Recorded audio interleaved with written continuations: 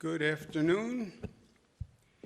Pleasure to be here today. Let me introduce the people who are with us. To my left is Melissa DeRosa, Secretary to the Governor. To my right is Robert Mujica, Budget Director of the State of New York. We're at the National Press Club today. It's a great organization, great part of Washington's history and the legacy. And I want to thank Michael Friedman very much, who is the president of the National Press Club. Thank him for his hospitality and courtesy for having us here today. We are in Washington. I spent 8 years in Washington during the Clinton administration. I was Secretary of Housing and Urban Development, came down at the beginning of the Clinton administration, stayed until the end. Lived in Virginia. That's where I got my southern accent. Really southern Queens, but we had good discussions today, and we'll be heading back, but we wanted to do our briefing from Washington, so it was timely. And let's talk about some facts as to where we are. Number of hospitalizations in New York are dropping. The total change in hospitalizations is down and continuing to drop. The intubations are down, and that's a very good sign. It's rare that good things happen after an intubation. And the number of new cases is down, which is very encouraging news. These are the number of new cases that are walking through the door. In terms of number of New Yorkers that we have lost, 74 yesterday, which is just about what it was the day before, which is yesterday, the day before was an all-time low at 73. 74 is not as good as 73, but it is all headed in the right direction. Again, only in this time of crisis would 74 deaths be anything less than truly tragic news. But when you've gone through what we have gone through, it's a sign that we're headed in the right direction.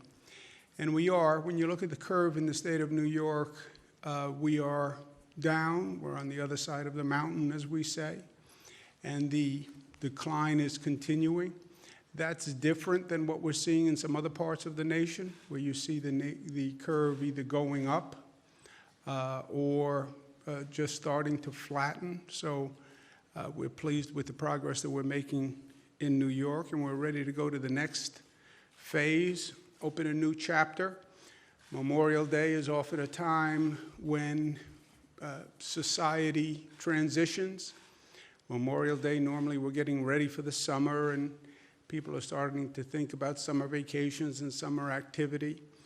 We have that on a moderated basis in New York, but it's also a time of transition for us, and we're transitioning to a new chapter on reopening, restarting the economy. This is all a situation that has never happened before, so this is a first case for all of us. And we're trying to learn as we go along, and we don't want to just reopen the economy. We want to have a really smart reopening. We want to watch those numbers as we go forward. And we want to reopen the economy to make it stronger than it ever was before. How do you learn from this?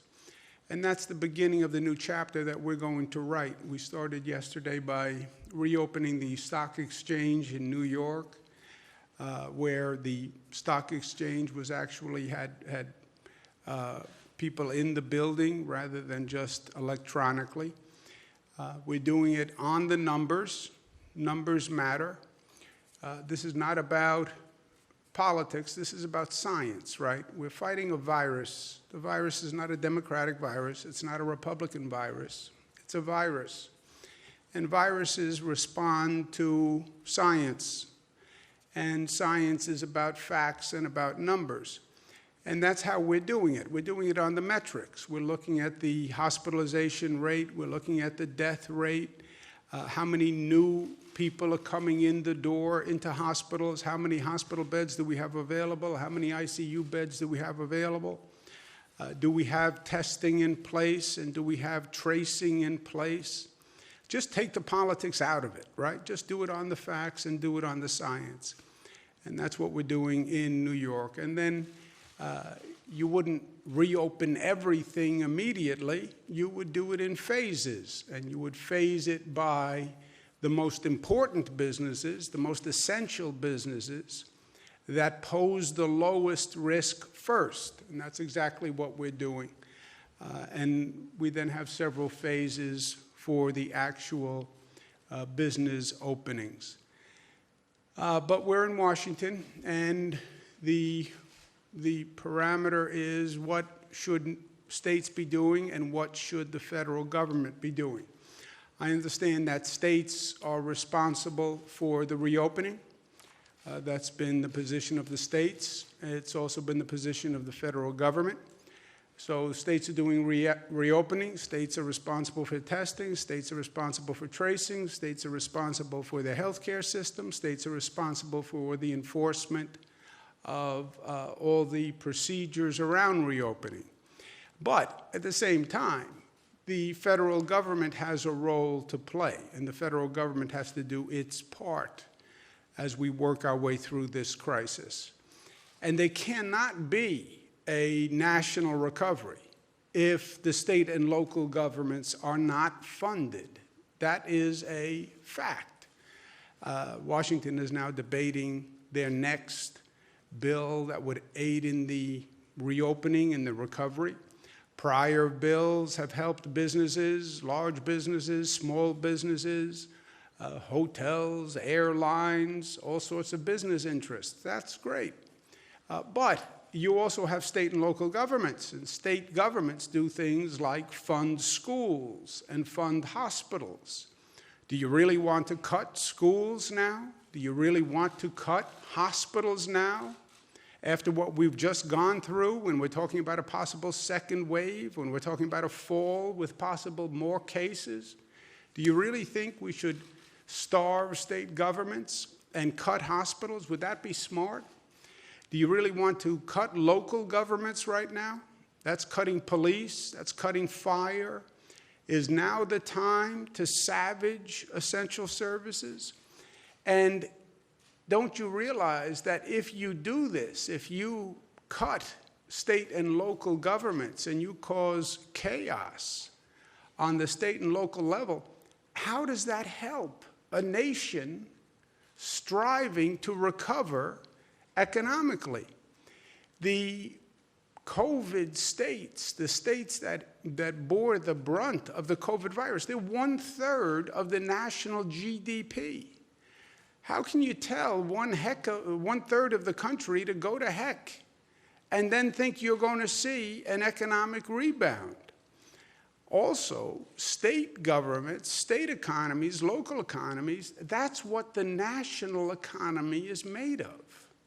What is the national economy but for a function of the states? There is no nation without the states. They tend to forget that in this town, but it's the obvious fact. And we've made this mistake before. Again, look at history. If you don't learn from the mistakes, you're going to repeat the mistakes. It's that simple. And we have seen in the past what has happened when state and local governments were savaged and how it hurt the national recovery. Wall Street Journal, not exactly a liberal publication, makes the point that on the economy, cuts to employment and spending likely to weigh on growth for years. So even if you believe the rhetoric, we're about reopening, we're about getting the economy back, great. Then if that's what you believe, you would provide funding to the state and local governments. The Federal Reserve Chairman, Powell, very smart man, respected on both sides of the aisle, said, we have evidence the global financial crisis and the years afterwards where state and local government layoffs and lack of hiring weighed on economic growth. We want to reopen the economy. We want to get this national economy better than ever. Fine. Then act accordingly and act appropriately. This hyper-partisan Washington environment is toxic for this country. You have people saying, well, we don't want to pass a bill that helps democratic states. It would be a blue state bailout, is what some have said. Senator McConnell, stopping blue state bailouts. Senator Scott, we're supposed to go bail them out? That's not right. On Fox TV, Laffer, you want us to give our money to Cuomo in New York? Hello, not this week. First of all, this is really an ugly, ugly sentiment. It is an un-American response. We're still the United States of America. Those words meant something. United States of America. First of all, Mr. Federal Legislator, you're nothing without the states, and you represent the United States. Not only is it ugly, it is false. It is wholly untrue what they are saying. 100%. And there are facts. If you want to pose the question, which is, I think, divisive at this period of time, but if you want to pose the question, what states give money and what states take money, right? There is a financial equation that is the federal government. And if you want to ask, what states give money to other states and what states take money from other states, that's a question that Senator McConnell and Senator Scott and Mr. Laffer don't really want to ask. Because the truth is totally the opposite of what they're saying. You look at the states that give more money to the federal government than they get back. You know the top, what they call donor state? You know what one state pays in more to the pot than they take out of the federal pot than any other state in the United States? It's the state of New York. New York pays more every year, $29 billion more than they take back. You know the second state? New Jersey, Massachusetts, Connecticut, California.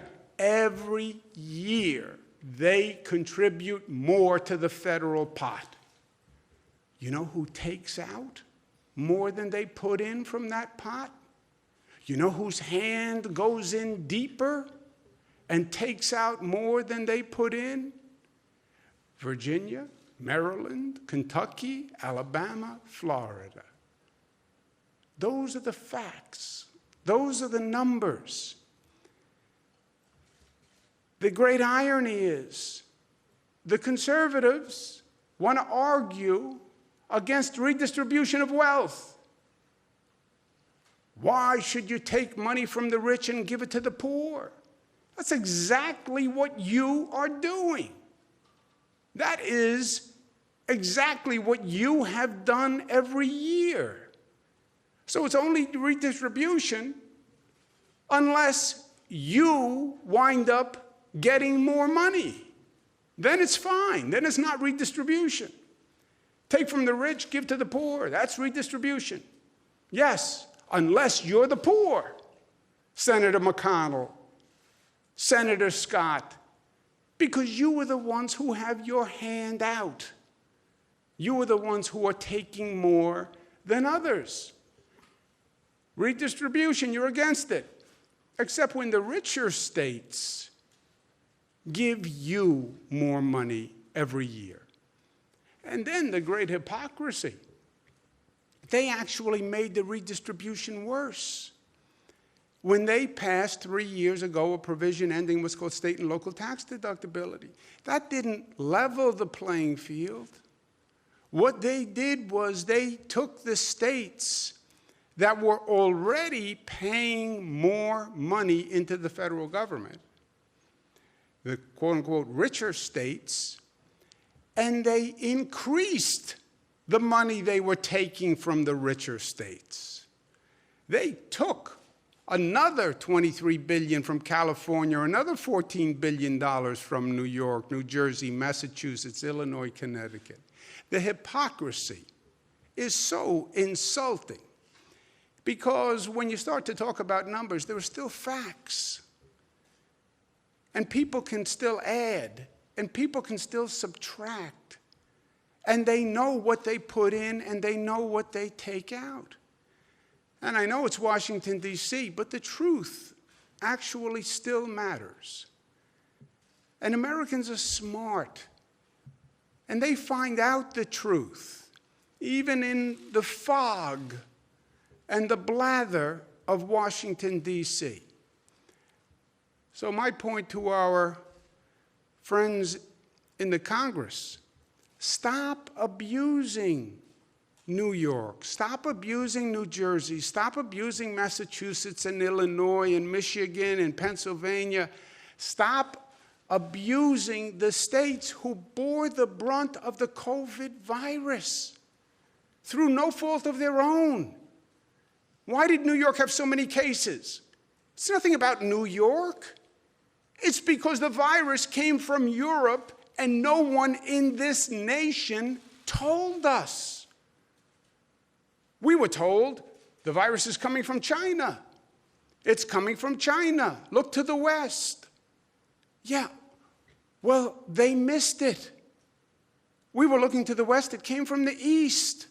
The virus left China, went to Europe. 3 million Europeans come to New York, land in our airports, January, February, March, and bring the virus. And nobody knew. It was not New York's job. We don't do international global health. It didn't come from China. It came from Europe, and we bore the brunt of it. And now you want to hold that against us? Because we bore the brunt of a national mistake? And because we had more people die, we lost more lives? You want to now double the insult and the injury? By saying, well, why should we help those states? Those states had more COVID deaths. That's why you're supposed to help those states. Because they did have more COVID deaths. And this is the United States. And when one state has a problem, the other states help. I was in the federal government for 8 years. When Los Angeles had earthquakes, we helped. When the Midwest had the Red River floods, we helped. When Florida had Hurricane Andrew, we helped. When Texas had floods, we helped. When Louisiana had Hurricane Katrina, we helped. We didn't say, well, that's Louisiana's fault. They had the hurricane. Well, that's Texas's fault. They had the floods. It was nobody's fault. And we were there to help because that's who we are. And that's what we believe. What happened to that American spirit? What happened to that concept of mutuality? You know, there is still a simple premise that you can't find in a book, and Washington hasn't written regulations for, called doing the right thing. There's still a right thing in life. The right thing you feel inside you. The right thing is a calibration of your principle and your belief and your soul and your heart and your spirit. And we do the right thing in this country. Not because a law says do the right thing, but because we believe in doing the right thing. As individuals, as people, we believe doing right by each other, by living your life by a code where you believe you are living it in an honorable way, acting on principle, and you're doing the right thing. Why can't the government, why can't the Congress reflect the right thing principle that Americans live their life by? pass a piece of legislation that is honorable and decent and does the right thing for all Americans. Why is that so hard? And if you want to talk about reopening the economy, then do it in a productive way. People think this economy is just going to bounce back. I don't think it's going to bounce back. I think it's going to bounce back for some, and I think there's going to be collateral damage of others. We already know that tens of thousands of small businesses closed and probably won't come back. We already know that the large corporations are going to lay off thousands and thousands of workers, and they're going to use this pandemic as an excuse to get lean, to restructure, and they're going to boost their profits by reducing their payroll. We know it. We've been there before. We saw this in the 2008 mortgage crisis, where the government bailed them out, the big banks that created the problem, and they used the money to pay themselves bonuses, and they laid off their workers. They're going to do the same thing again. That's why I proposed the Americans First legislation that said a corporation can't get a dime of government bailout unless they rehire the same number of workers they had pre-pandemic as post. Don't take a gift from the taxpayer and then lay off Americans who are going to then file for uninsurance paid for by the taxpayers. Don't do that again. And if you want to be smart, we know that there's work to do in this nation. We've known it for years. You can fill a library with a number of books on the infrastructure and the decay of our infrastructure and how many roads and bridges have to be repaired, how this nation is grossly outpaced by nations across the world in terms of infrastructure and airports and development. Now is the time to stimulate the economy by doing that construction and doing that growth. You want to supercharge the reopening? That's how you do it. Then this nation was smart enough to do it before. We did it in the midst of the Great Depression. We created 8 million jobs. We built an infrastructure that we're still living on today. We're still living on the infrastructure built by our grandparents, not even our parents. What are we going to leave our children? And now is the time to do it. We have major infrastructure projects in New York that are ready to go, that are desperately needed, that were desperately needed 30 years ago. Build them now. Supercharge the reopening, grow the economy. That's what we would do if we were smart. You're not going to have a supercharged economy. You're not going to see this nation get up and start running again unless we do it together. That's states working with other states. That's a federal government that stands up and puts everything else aside. They were elected to provide good government. Nobody elected anyone to engage in partisan politics. There was a time when, as a nation, we were smart enough to say, you want to play politics? That's what a campaign is for. Run your campaign against your opponent, say all sorts of crazy things. That's crazy campaign time. But when government starts, stop the politics and do what's right and smart.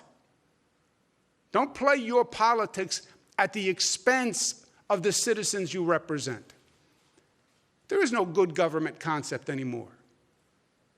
It's politics 365 days a year. From the moment they're elected to the moment they run again, it's all politics. And that is poison. We have to get to a point, if only for a moment, in response to a national crisis, where we say it's not red and blue. It's red, white, and blue. It's the United States. And we're going to act that way.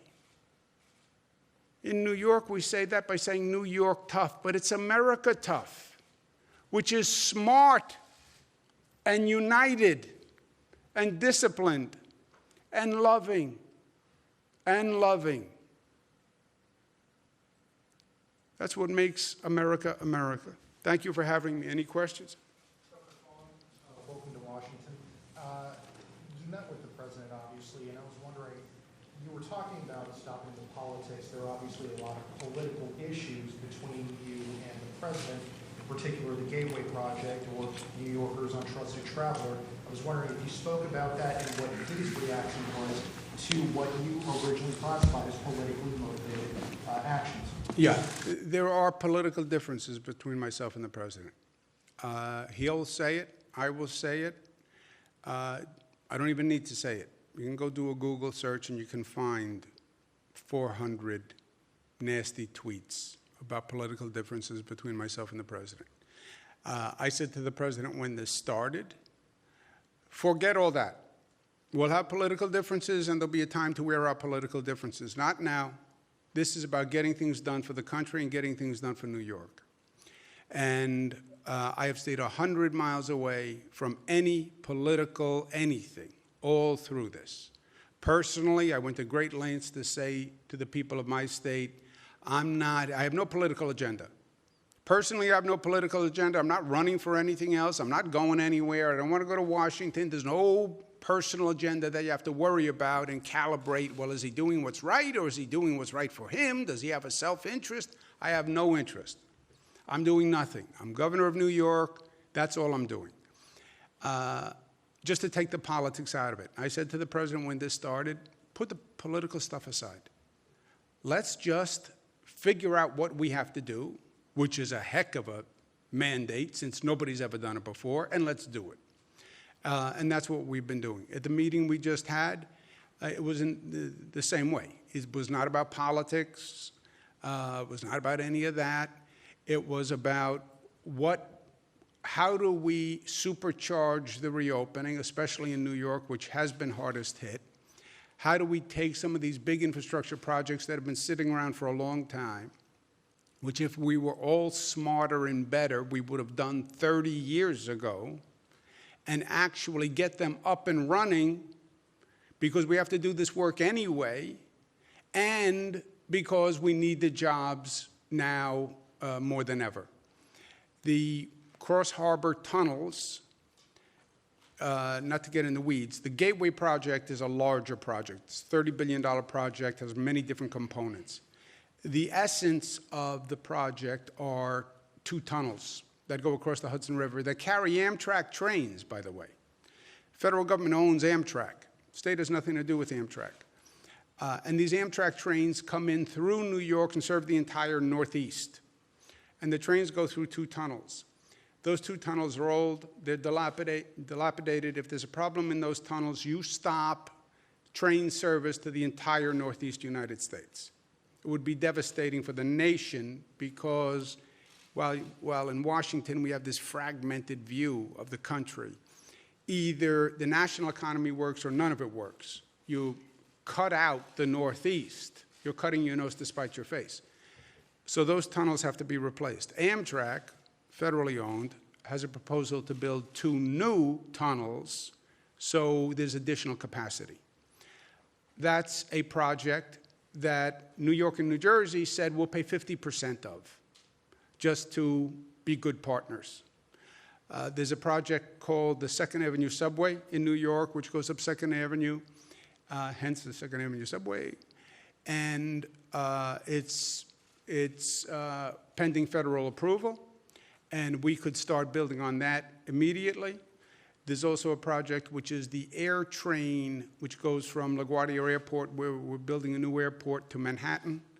That would cut down traffic, congestion. It would be a great advancement.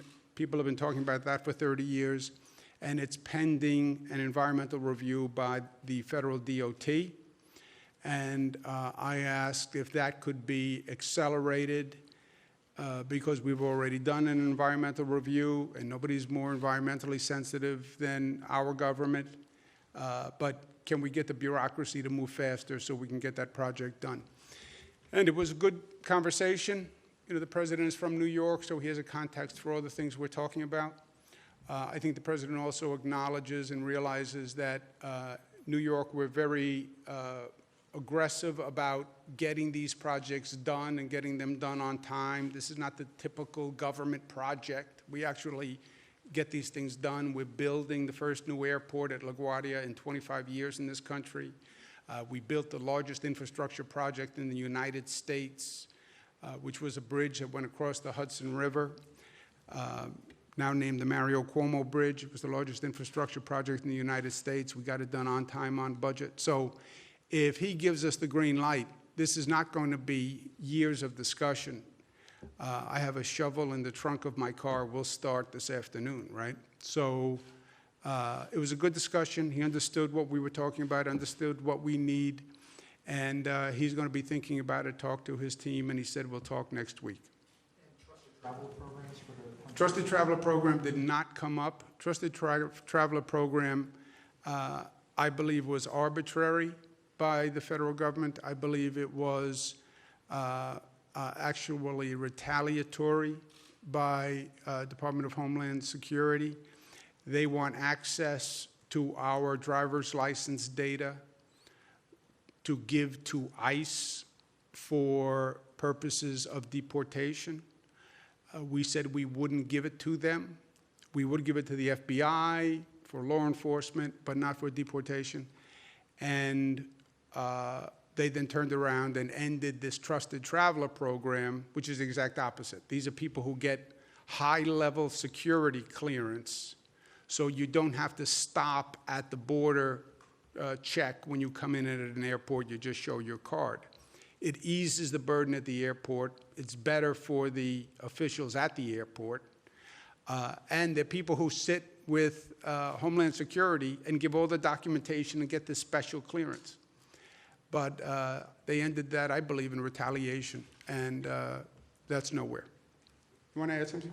Yeah, one thing I will say about the Trusted Traveler Program is that during this year's budget at the end of March, to the extent that there was a bona fide concern with federal access to the DMV database, specifically for those subset of people that the governor described who are applying to be a part of the Trusted Traveler Program, who are doing the sit-down interview, who are providing all of this documentation, we addressed that in the budget, and now the federal government actually does have access to the database for that specific purpose. So if that was really the reason that they were cutting us out of the Trusted Traveler Program, I don't believe that that is a bona fide reason anymore, and I know it's currently in litigation, but it's something our counsel's office is discussing with them. Sir? Governor Cuomo, on the issue of state and local governments, the House passed HEROES Act did include some funding to address that issue. Obviously, you know, we're held up in the Republican-controlled Senate. I'm just curious your message on that to Republicans. I know you went over that a little bit, but can you expand on that? And then number two, have you brought this up with President Trump, and what was the meeting like in terms of, you know, the aid for state and local governments? Yeah. Look, as I said, I was in Washington for 8 years. I understand the politics, the good, the bad, and the ugly. I've seen it. I get it. You're right. The House bill has funding for state and local government. And you heard my comments. I know what the Republican senators are saying. And first of all, it's a lie. It's a lie. I know that's a strong word. It's a lie. But they're lying. When Senator McConnell says, and Senator Scott says, and Laffer says, why should we give New York, California more money? That's a lie. They know that they take more money. Senator McConnell has his hand out in the Senate, and he receives more money for his state than he puts in. He raised this topic, not me. He made it personal, not me. I represent the people of the state of New York. That's what I get paid to do. When he makes it personal to New York, when they make it personal to New York, and they're lying, I'm going to point it out. They get more money every year. Why should my state give a handout to Senator McConnell every year? Why should my state give a handout to Senator Scott every year? Why do they have their hand out every year? They're against redistribution of wealth. That's what they'll all say. I'm against redistribution. Yeah, you're against redistribution unless you're taking money. Then it's fine. It's not redistribution when you're taking money. Yeah, I know. How convenient that is, right? Second of all, they say, why should we give states money to deal with COVID? What? Why should we give states money to deal with COVID? Why not? What better national purpose? We're in the middle of a national pandemic. It's a global pandemic. You want to get the economy up and running. Take your blinders off, man. It's not just about your state. What, are you going to get the national economy running without New York, without California, without Illinois, without Connecticut, without Jersey? You're going to get the national economy running like that? Just your state, Senator?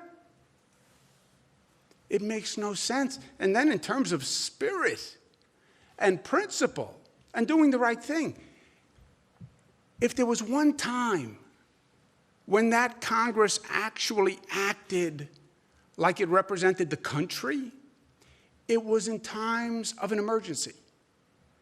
That's the one time you would see them come together and pass a bill and do it quickly.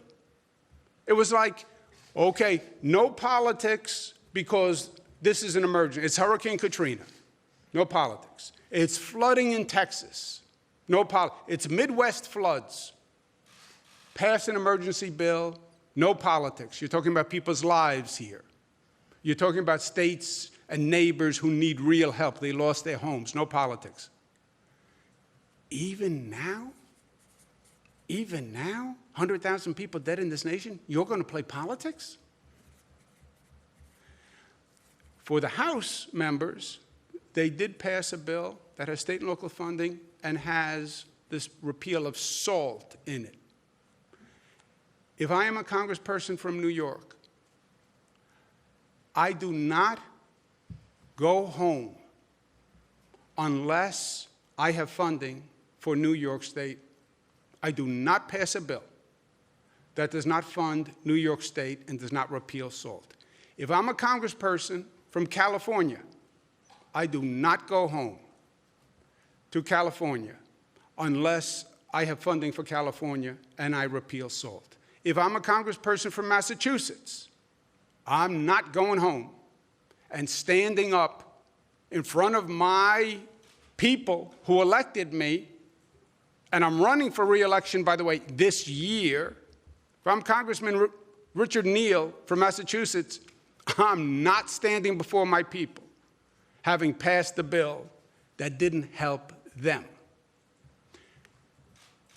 If the California House members can't vote for it, and the Illinois House members can't vote for it, and the New York members can't vote for it, and Jersey can't vote for it, and Massachusetts can't vote for it, and Connecticut can't vote for it, they can't pass a bill. And if Washington doesn't pass a bill, I would say to all of them, don't bother going home, because you will not see a reopening that you expect. You will see a fizzle of an economic rebirth, and you will have really done a disservice to the fundamental premise of your office. Young lady? Thank you, Governor. Some of the projects that you mentioned mainly are in New York City. Granted, they have regional impact, but were there any other statewide projects from other regions, Long Island, upstate, that you brought to the president's attention? No, I didn't want to give him too long a list. I didn't want to seem too aggressive. I didn't want to seem like for the other people in the room that they could dismiss me as a quintessential New Yorker. Look how much he's asking for. He's asking for too much. So I kept it very limited. Was it because he's a New Yorker that you brought forward these projects? Maybe he's more familiar with. Yeah, and these projects are regional in nature. You know, what they call the Cross Hudson tunnels, that's not even New York. That's the whole Northeast. That's what's funny about these tunnels. these are not New York trains. They go from New Jersey to New York. They carry Amtrak trains. We don't have any trains that go through those tunnels. It's important for the whole Northeast because that is the main train route. And if that goes down, you don't have any Amtrak service to the whole Northeast corridor. Yes? Hi, Governor. New York Post. Last week you blamed the 5,000 nursing home deaths in New York on President Trump and his CDC guidelines. I'm wondering if you raised that issue with him today. No, but I never did that. I never did that. You said that anyone asking about nursing home deaths in New York and the state's policy should ask President Trump. No, what I said was this, yes. I said they want to play politics with this, right? And there are Republicans who are trying to make political hay out of this, in my opinion. And what I said to the Republicans who were making this accusation, you have to find an accusation for it to work politically that you can make against a Democrat that is not a boomerang and comes back and affects the Republicans. On the nursing homes, the issue they raised, our State Department of Health followed the same guideline as the CDC, which is a federal agency, issued. So it was my way of saying thwarting the political attack because you can't say, oh, bad Democrat. It's an issue that a Republican administration took the same position, which is guidance from the CDC and our State Department of Health. Both of them said you can't discriminate against a patient based on COVID. That's what they both said. But that was just on that specific. In general, you look at how New York did, we're in Washington, you look how New York did on nursing homes vis-a-vis the nation. We did better than 33 states in the nation per capita on nursing homes. Nursing homes happen to be the place where this virus ravages. But if you look at, despite the fact that we had the greatest number of cases and we were in the eye of the storm, you look at us vis-a-vis the country where we did better than 33 other states. And those are just facts. But I never blamed him for anything. I was just saying to the Republicans, you can't, that's not a political attack when the Republican administration had the guidance that did the same thing. Is that factually correct? Yes, that's factually correct. The CDC and CMS put out guidelines on March 13th that DOH drew directly from for the March 25th directive. So it's directly in line with the Center for Disease Control. And we believe that in the middle of a pandemic, you should be looking to the national experts for advice because, as the governor said, no one has ever been here before. And this has been a national and international tragedy as it relates to group homes with nursing homes, and everyone's trying to learn from it. Now that we've got the increased testing capacity, New York's leading the nation, mandating 2 tests a week for all nursing home staff. There's actually a very strong theory out there that the way that that the virus got into these nursing homes is through staff members who are asymptomatic. We now know at least 35% of the public that has coronavirus is asymptomatic. So while we did move to temperature checks very early in March, and a lot of the country did that as well, as it turns out, it may not have made a difference because there were so many people walking around who had COVID who didn't know that they had COVID. Yeah, and the context for what I said was I said it to a Post reporter because, look, I can say all I want, stay away from politics. We're in an election year, and politics is in the air. And there are columnists who made this point at the Post who are 100% supportive of Donald Trump, and that's fine, but then believe, we have to kill all Democrats. So I get it. I understand it. And they're open in their support of the Trump administration.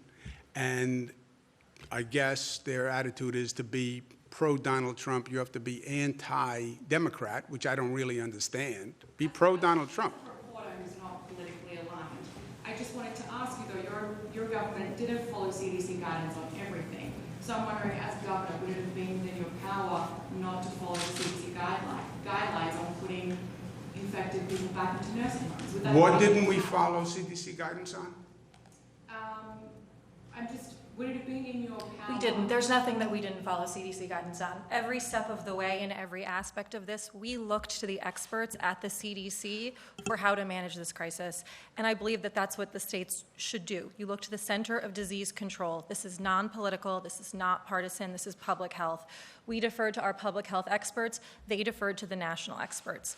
And again, this is a national and international crisis as it relates to issues in group homes, especially where the elderly are. And everyone is doing their best to learn from what we've done so far, understanding there's likely another wave coming into the fall, and guard against it happening again. Yeah.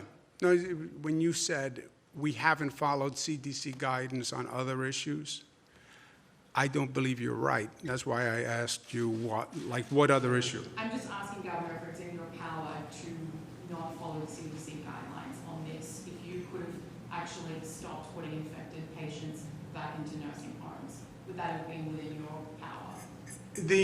I've always followed CDC guidance, and I think it makes sense. And by the way, I think the rule that you can't discriminate against the COVID patient is right. That doesn't mean the nursing home has to accept a COVID-positive patient. They conflate those two things. I understand because politically facts don't matter, just you're making a political argument.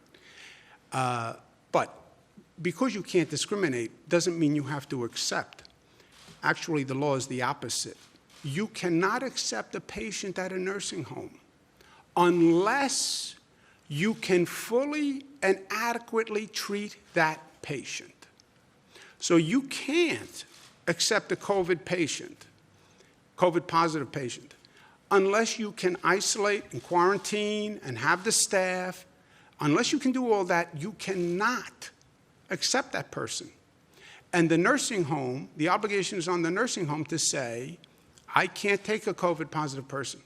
I'm too crowded, I'm too busy, I don't have enough PPE, whatever the answer is, doesn't even matter. It's, if they say I can't take the person, they can't take the person. So that's how it works. Doesn't mean they discriminate against the COVID-positive person. They just say, I can't handle the person. I can't quarantine. I don't have a big enough facility. Whatever they want to say. Let's take one more. Sorry. Sir. Thank you, Governor. Griff Williams, No. Washington Post. Based on your conversation today with the President, would you say that he is aligned with Senators McConnell and Scott in seeing the idea of federal aid to states such as yours as a blue state bailout, or does he take a different view than they do? I think the President is focused on the reopening, on stimulating the economy and getting the economy back. I think that's his focus. I think that's the correct focus. I think he understands that these are projects that need to be done. Look, when he ran for president, he spoke about a $1 trillion infrastructure program. That's what he spoke about. He's a builder. He's a developer, right? He gets it. And he believes in construction and development. It's been his career. And I think that's why he talked about it in the campaign. It just never happened. And it's not just him, by the way. Joe Biden talks about it, and President Clinton talked about it, and President Obama talked about it, and President Bush talked about it. None of them have gotten it done. So I think he gets it. He understands the projects we were talking about. The nice thing about these projects is it doesn't require any new legislation, doesn't require any, they've been in the pipeline forever. And his administration can just do it, and we can get it up and running. And to the extent that jumpstarts a larger conversation about infrastructure, which is something I think we need desperately. And look, here's my last point. You know you need to do large-scale infrastructure. When is there going to be a better moment in history to do it? You're spending billions, if not trillions of dollars to handle COVID and bring back the economy. At least build things that we can leave our children, like our grandparents did for us. Thank you for the hospitality. Pleasure.